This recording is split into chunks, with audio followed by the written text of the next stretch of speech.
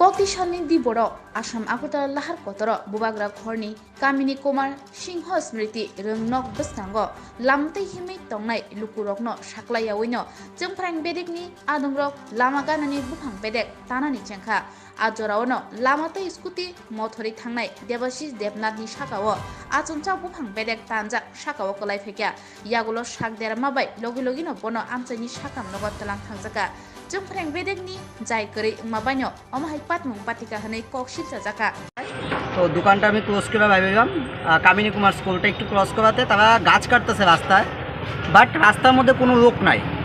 গাছ কাটতে আমি রানিংয়ে এসেছি, আমার স্কুটি ম্যাক্সিমাম 15 থেকে 20, এর বেশি নাই। গাছটা আমার উপরে কে কাটছিল গাছটা? এটা তারা লোক, ইলেকট্রিক অফিসের লোক গাছ কাটতেছে রাস্তাতে, কিন্তু রাস্তাতে কোনো লোক নাই।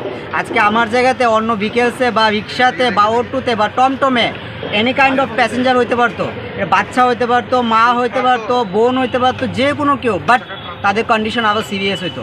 আমি স্কুটি আমার একদম স্লো ছিল, সে কারণে আজকে আমি জানা বেঁচে গেলাম, কিন্তু আমার পায়ের অবস্থা খারাপ।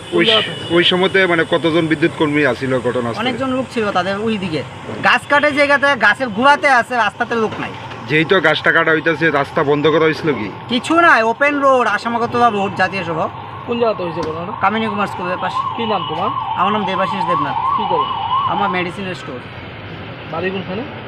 ধলেশ্বর 11তে। স্কুটি থেকে একাই আসছে না? আমি একা।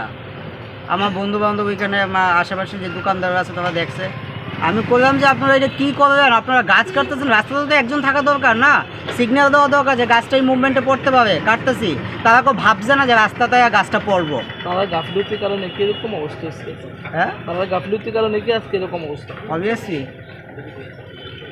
তাদের গাফিলতি না থাকলে, এটা যদি আমার জায়গাতে আপনিও থাকতে পারতেন বাইকে, আপনার বাচ্চা থাকতে পারতো আপনার সঙ্গে স্পটে, তাহলে কী হতো আপনাদের অবস্থাটা ভাবুন একটু।